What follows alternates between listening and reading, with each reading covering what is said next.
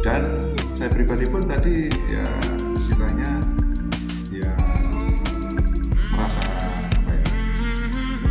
terbuka bagaimana sebabnya bikin buku ya, terutama kita tadi memang fokus pada buku ajar.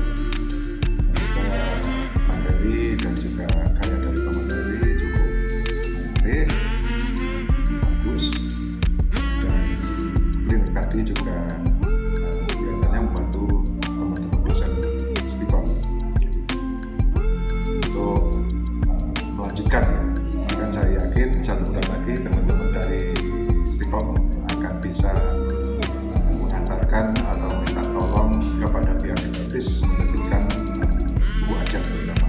Itu target awal dari kami.